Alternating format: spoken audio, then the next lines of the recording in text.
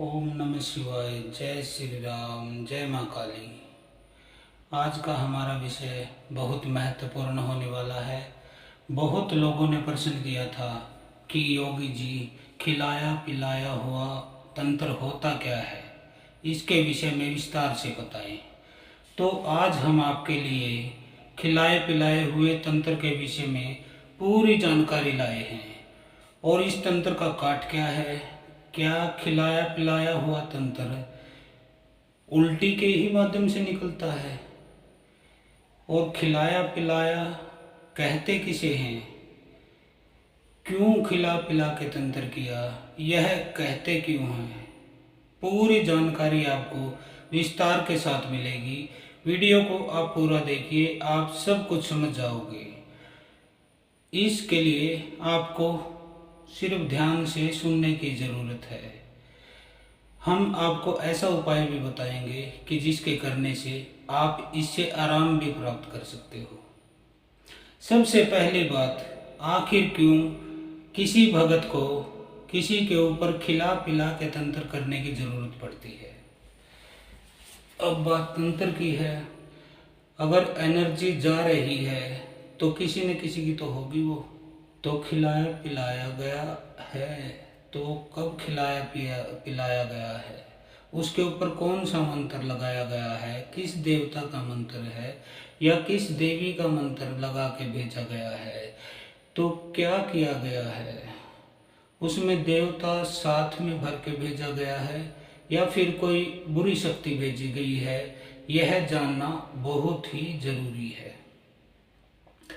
खिलाया पिलाया तब जाता है जब व्यक्ति का ऑरा मजबूत होता है, उनके इष्ट दाहिने हों और घर के देवी देवता प्रसन्न हों, तो सीधा कोई भगत प्रेत नहीं भेज सकता।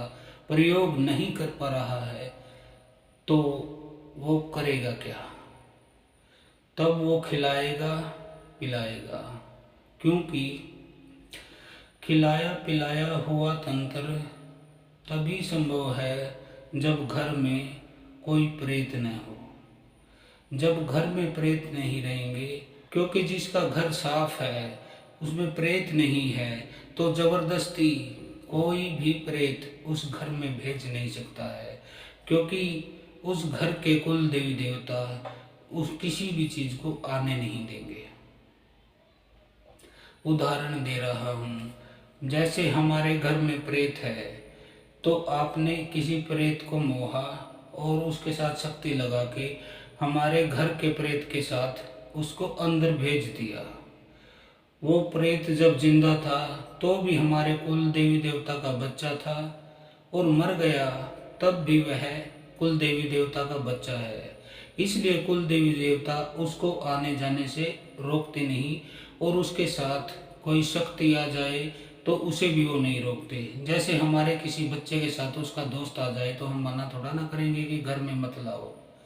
जब आपके प्रसन्न होंगे इष्ट देव देवी देवता, तब कोई नहीं भेज सकता। तब खिलाया पिलाया जाता है और उसके साथ मैली विद्या लगाई जाती है, ताकि आपके सात्विक देवी देवता पितर पीछे रह जाए, उसको हाथ न लगा पाए। वो एक मैली शक्ति साथ में जोड़ के भेजा जाता है ताकि वो दूर हट जाए। और तंत्र काटने के बहुत से तरीके हैं। कोई उल्टी से निकालता है, लेकिन उल्टी से तो वही निकलेगा ना जो तुमने खाया है, पेट में है। और वैसे भी खिला पिला के तंत्र किया गया तो भी नेगेटिव एनर्जी आपके शरीर में ही है, वह थोड़ा ना निकलेगी आपके उल्टे करने से। वह तो आपके शरीर में अपना घर बना चुकी है। ऐसे होता है ये। पुरुषों को ये परेशानी कम होती है और महिलाओं को ज़्यादा होती है, क्योंकि महिलाओं के ऊपर शीतला की कृपा होती है, माता धमसा होती है, पूतना होता है, मारका होती है, रक्तामणि होती है, पिंड की भवानी होती है, जो उनके शरीर को और पेट को कंट्रोल करती हैं। इस वजह से यहाँ पर ज़्यादा असर होता है। कुछ लोग बोलते हैं कि बच्चा पैदा नहीं हो रहा है, मसान लगाया गया है। नहीं, उनके पिंड की भवानी अनशनी है। मसान बच्चेदानी में नहीं घुसेगा, वहाँ पिंड भवानी बैठी होती है, क्योंकि वो अक्षेत्र उनके अधिकार में है। गंदी से गंदी जगह हरकत कर सकता है मसान, लेकिन बच्चेदानी में पिंड की भवानी को छोड़कर दूसरा कुछ भी नहीं घुस सकता है।